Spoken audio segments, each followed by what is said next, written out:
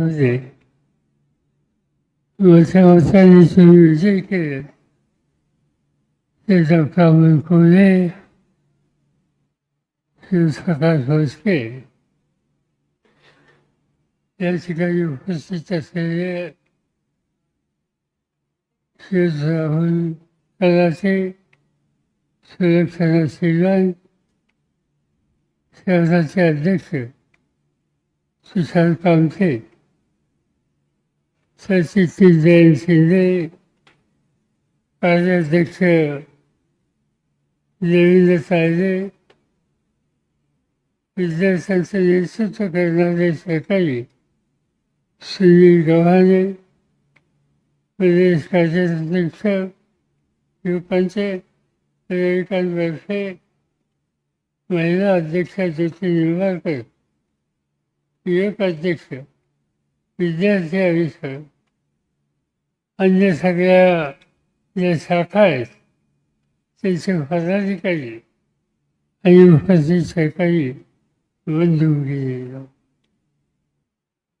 बऱ्याच दिवसातून आज तुम्हाला लोकांच्या समोर सुसंवाद करण्याची संधी मला मिळाली.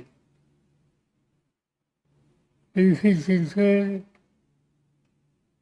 एक आगळी वेगळी नगरी आहे. एक काळ असा होता की अनेक खेडी शिवारामध्ये शेती आणि त्या शेतीशी इमान राखणारा शेतकरी हे सगळं चित्र त्या ठिकाणी होतं.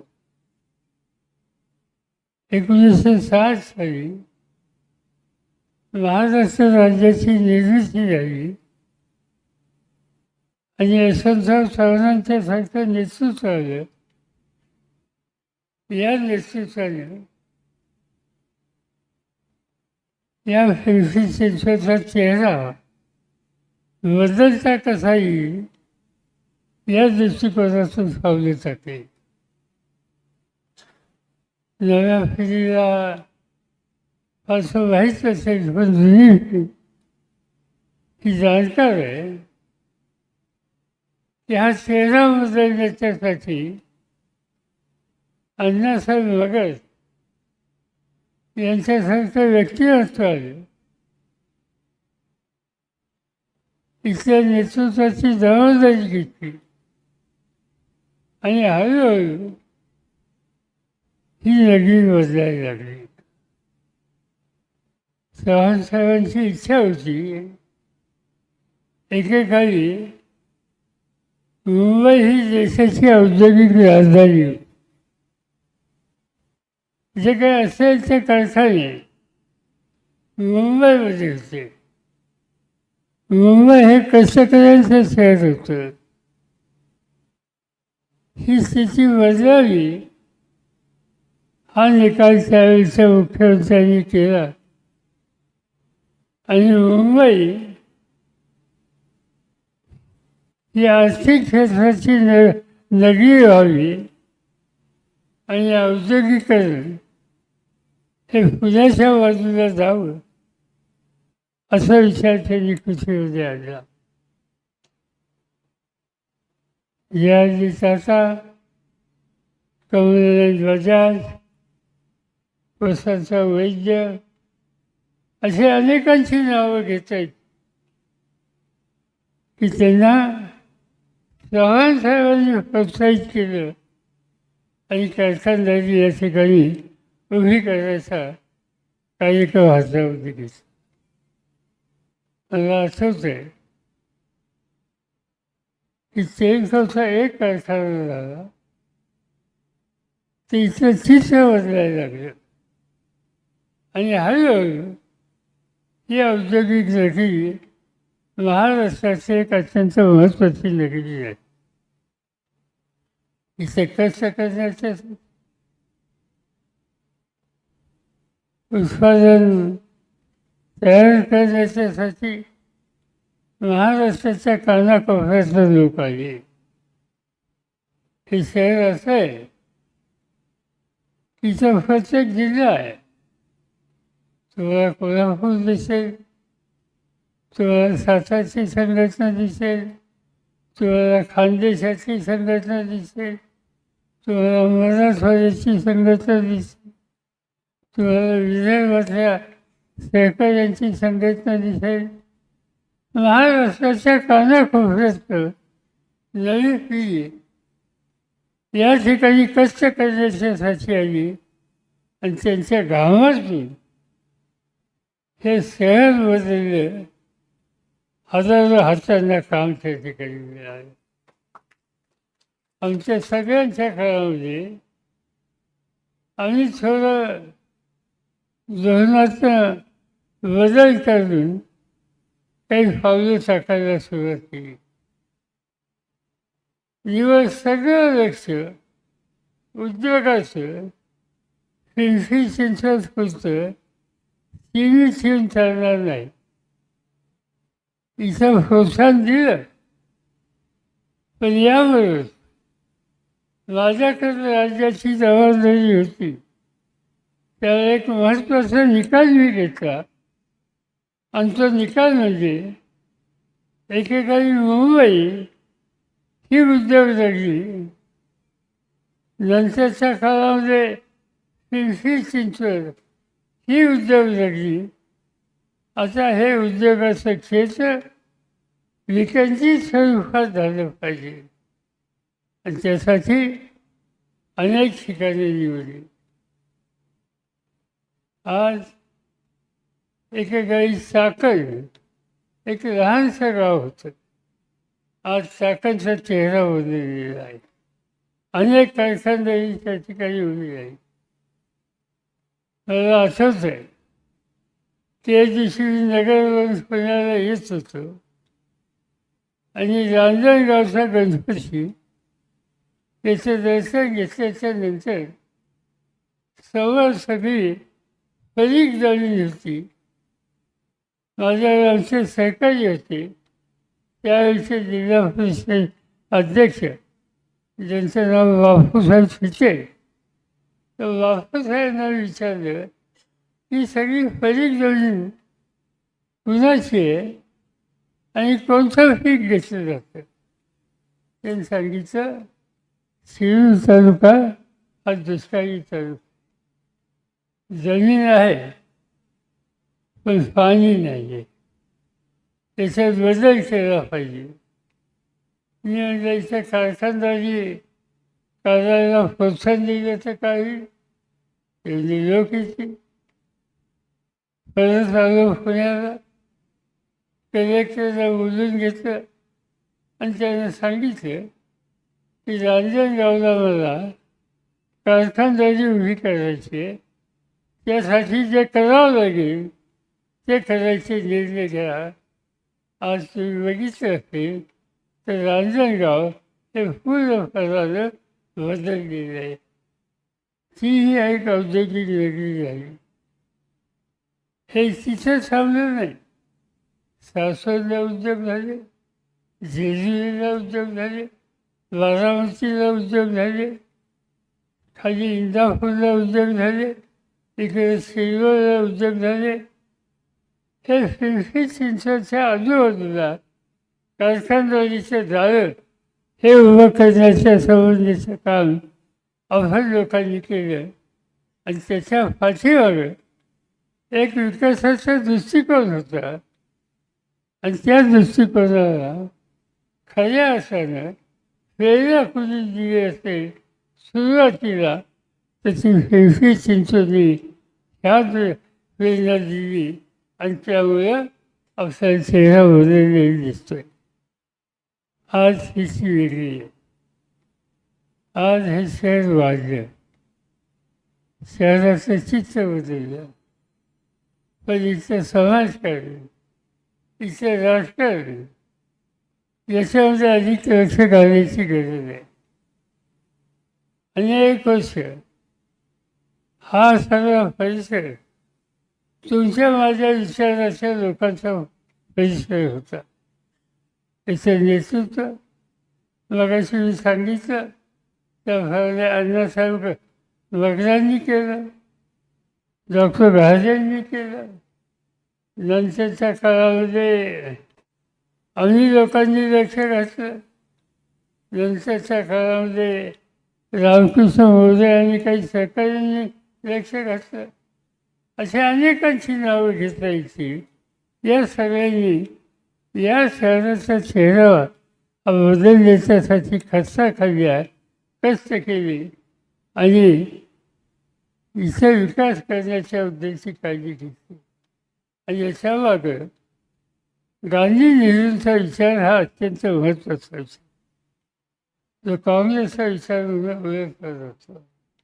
आणि त्या विचाराने काम या ठिकाणी झालं. आज हीच विकासाची गाडी आपल्या पुढं गतीने न्यायची. आज नवीन प्रश्न आहेत. मी काय अधिक बोलून आपल्या सगळ्यांचा वेळ घेऊ इच्छित नाही, पण अनेक प्रश्न आता नवीन झालेले आहेत. आज या शहरामध्ये 24 तास पाणी ही लोकांची मागणी आहे आणि त्या संबंधीचं लक्ष घातलं पाहिजे. आज या शहराच्या आजूबाजूला अनधिकृत बांधकामं आहे. नाईलाजानं निवाऱ्याची सोय नाही, पर्यायी व्यवस्था नाही आणि म्हणून गुंठेवारी झाली. त्या गुंठेवारीची छोटी उंची घरं ही बांधून आपल्या आयुष्यात निवारा हा निर्माण करण्याचं लोक काही लोकांनी या ठिकाणी केलं. आज ही बांधकामे कायम करण्याच्या उद्देशाची भूमिका घेण्याचा पर्याय झाला नाही. नवीन होऊन देऊ नका, पण जे आहे ती वस्तू टिकली पाहिजे. तो निवारा उद्देश घेऊन चालणार नाही. एक अत्यंत महत्त्वाचा प्रश्न आहे आणि तो रेल्वेचा प्रश्न आहे.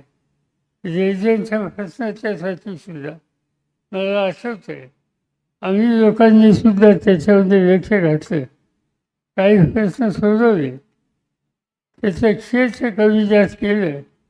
पण अजूनही तो प्रश्न काही प्रमाणात शिल्लक आहे, त्याच्याबद्दल लक्ष घालण्याची गरज आहे. आणि आणखी एक अत्यंत महत्त्वाचा प्रश्न ज्याचा उल्लेख डॉक्टर कोहलींनी आत्ता केला, नदी सुधार योजना.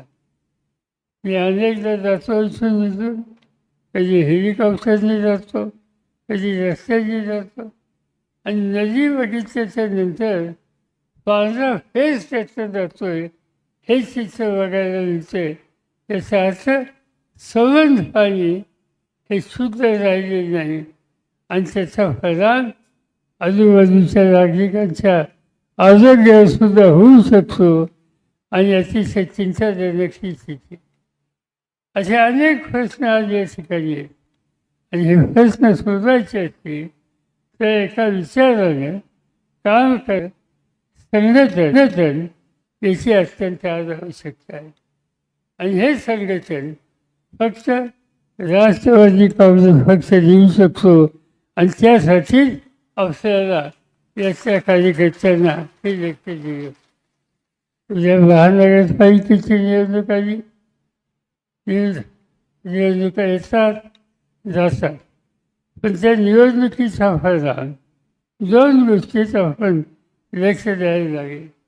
एक नवीन नेतृत्वाची फळी ही तयार करणं आणि त्या नव्या नेतृत्वाच्या फळीमधून विकासाच्या संबंधीचं कामकाज हे उभं करणं याच्यात लक्ष आज या ठिकाणी घालावं लागेल. नगरपालिका, महानगरपालिका अनेक वर्ष काँग्रेसच्या विचारामध्ये, गांधी, नेहरू, यशवंतराव चव्हाण यांच्या विचारामध्ये होती. मध्यंतरी काही गडबड झाली आणि भाजपची सत्ता या ठिकाणी आली. मी काही त्याच्या द्यासाठी खोलून बोलू इच्छित नाही, पण आज हे चित्र आपल्याला बदलायचं आणि हे बदलायचं त्याचं कारण विकासाच्या कामाला गती देते. या नगरीचा लौकिक कायम ठेवायचा आहे. नागरिकांचे रास्त प्रश्न सोडवायचे आणि नव्या पिढीला एक प्रकारचे प्रेरणा मिळेल अशा प्रकारची कामगिरी आज या भागामध्ये आपल्याला करायची आहे. आणि ते करायचं असेल तर संघटन मजबूत असलं पाहिजे. दुसऱ्या बरेच झाले, काही लोक गेले, नवीन काही लोक येत आहेत. गेले त्याची चिंता करू नका. अनेक वेळी लोक होत आहेत. माझ्या आयुष्यामध्ये अनेकदा अशा गोष्टी त्या मला पाहायला लागल्या. मला आठवत आहे की 1978 साली मी राज्याचा मुख्यमंत्री होतो. 80 साली आमचं सरकार बरखास्त झालं आणि बरखास्त झाल्याच्या नंतर निवडणुका झाल्या. या निवडणुकीमध्ये राष्ट्रवादी काँग्रेसचे 70 आमदार निवडून आले आणि 70 आमदार निवडून आल्याच्या नंतर 1-2 महिन्यांनी मी काही कामाच्यासाठी इंग्लंडला गेलो. 10 दिवस तिथे होतो. त्या 10 दिवसात तिथे चमत्कार झाला. त्या 70च्या पैकी 6 सोडून बाकी सगळ्यांनी पक्ष सोडला. मला असं आश्चर्य वाटलं. लोकांनी एवढा पाठिंबा दिला, कार्यकर्त्यांनी कष्ट केली आणि निवडून आलेले आमदार पक्ष सोडून गेले. मी काही चिंताग्रस्त झालो नाही. पुन्हा लक्ष घातलं, लोकांशी संपर्क वाढवला. 5 वर्षाची निवडणूक आली. जे सोडून गेले त्याचे 90% लोकांचा पराभव झाला. आणि पुन्हा एकदा 71 लोक या ठिकाणी निवडून आले महाराष्ट्राच्या विधानसभेमध्ये. आणि राष्ट्रवादी पक्ष हा एक महत्त्वाचा पक्ष झाला, लोकांचे प्रश्न सोडायला उपयुक्त झाला. माझी तुम्हाला विनंती आहे की कोण आला कोण गेला याची काहीच चिंता करू नका. लोक छान आहेत. या देशाची लोकशाही ही जी शिकली आहे ती आमच्यासारख्या नेत्यांच्यावर नाही. ही लोकशाही शिकली सामान्य माणसाच्या सामुदायिक शहाणपणात, त्याच्या एकीतून आज ही शिकली आहे. आणि त्यामुळे सामुदायिक माणसाचं शहाणपण याचा सन्मान करणं, त्याच्यावर उभं राहणं हे काम तुम्हाला मला सगळ्यांना करावं लागेल.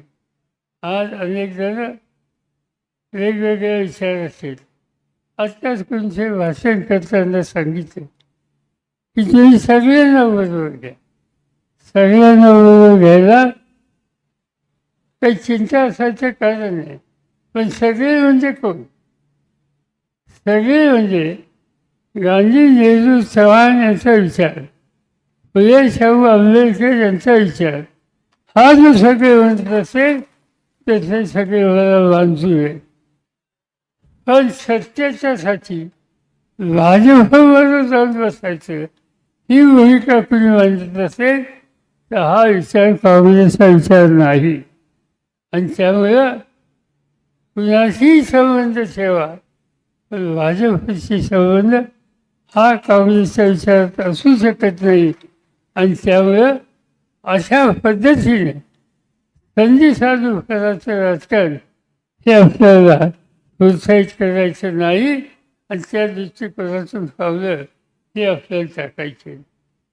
आज या मतदारसंघामध्ये म्हणजे असं चित्र होतं, लोकांना वाटत होतं की आता हा पक्षाला काही भविष्य आहे का नाही. पण मला अतिशय आनंद आहे की या सगळ्या काळामध्ये आपल्या सगळ्या कार्यकर्त्यांनी, विशेषतः तुषार कामते असोत, सुरेखा श्रीवंत असोत, राहुल कर्लाचे असोत, अरुण बोराडे असोत, प्रकाश मस्के असोत, अनेकांची नावं या ठिकाणी घेता येतील. देवेंद्र चाळगे, जयंत शिंदे, सुनील गव्हाणे किंवा रविकांत बसवे, अनेकांची नावं घेता येतील. या सगळ्यांनी या सगळ्या अस्वस्थ परिस्थितीमध्ये पुन्हा एकदा पक्षाचा झेंडा आपल्या खांद्यावर घेऊन पक्ष पुन्हा मजबूतीने उभं करण्याचा निर्धार केला आहे. आणि माझ्या मते हा कार्यकर्त्यांचा नेतृत्वाचा संघ हा तुमच्यात माझा सगळ्यांचा ठेवा आहे आणि त्या ठेव्याचं जोर आपण नक्की इच्छा बदलू. तुम्ही निवडणुकीची काळजी करू नका. इथं आपण सगळ्या जागा लढू. आपल्याबरोबर तुम्ही येत असेल विचारांनी, कार्यक्रमांनी, पिंपरी चिंचवडच्या हिताचं रक्षण करण्याच्या भूमिकेने जे कोणी येत असतील त्यांच्याशी नेते मंडळी विचारविनिमय करतील आणि शेवटी जास्तीत जास्त नवीन कार्यकर्त्यांना संधी देऊन एक नवीन नेतृत्व प्रत्येक वार्डात कसं तयार होईल याची काळजी ही आपल्या सगळ्यांना घ्यायची. मी तुम्हाला हा विश्वास देऊ इच्छितो, उद्याची महानगरपालिकेची निवडणूक तुम्ही चिंताच करू नका. आपण सगळ्यांना फिरीला करू, भगिनींना संधी याच्यामध्ये द्या देऊ आणि पुन्हा एकदा या ठिकाणी विचारानं काम करणाऱ्यांच्या हातामध्ये हे शहर आहे ही स्थिती निर्माण करू. मध्यंतरी या भागात या शहराच्या ज्यांनी वाचण्या केल्या, नदीच्या पलीकडे एक, नदीच्या अलीकडे, रस्त्याच्या पलीकडे, रस्त्याच्या पलीकडे आणि नवीन व्यवसाय हा सगळं राजकारणात सुरू झालेला आपण जो हिशोब व्हायला हे सगळं वातावरण स्वच्छ करायचं आहे. जसं नदी सुधार योजना त्याचा खराब पेज घालून तिचं पाणी स्वच्छ होईल, तसंच इथं नेतृत्वाचं सुद्धा एकंदर चित्र हे स्वच्छ करायचं आहे आणि ते करण्याच्यासाठी तुम्ही सगळ्यांना कष्ट करू ही खात्री या ठिकाणी मी आपल्या सगळ्यांना देतो. मी तुम्हाला एक विश्वास देतो की याच्यात अधिक लक्ष घालण्याचं काम मी स्वतः आणि बाकीचे सगळे सहकारी राहतील. तुम्हाला फुलकं राहणार नाही. तुमच्या सगळ्यांच्या सामुदायिक शक्तीतून आपण पुन्हा एकदा हा पक्ष या ठिकाणी बांधू शकू. माझी एकच आग्रहाची विनंती नेतृत्वाला की तुम्ही सगळ्यांना बरोबर घ्या, ओबीसींना बरोबर घ्या, कामगारांना या ठिकाणी त्यांचे प्रश्न आहेत त्याच्यात लक्ष घाला, महिलांना संधी द्या, समाजाचे विविध घटक आहेत त्या सगळ्या घटकांना हे शहर माझं आहे, हा पक्ष हा विचार माझा आहे ही तिची भावना त्यांच्या मनात तयार होईल. या पद्धतीनं आपण काळजी घेऊया. लोक तुमच्याबरोबर आहेत. पिंपरी चिंचवड आणि इथला जनमानस हा मला पूर्ण कळतो, तो तुमच्याबरोबर फक्त तुम्ही तयारीत राहा, त्यांच्याशी समरस राहा, त्यांच्या सुखदुःखाशी त्यांच्या भाषेशी उभं राहा. तुम्हाला यश हे दिल्याशिवाय राहणार नाही. त्या यशाच्यासाठी तुमचा प्रोत्साहन या ठिकाणी मी करतो आणि माझे 2 शब्द सोडतो. क्या बात आहे, जोरदार टाळ्या वाजल्या पाहिजे.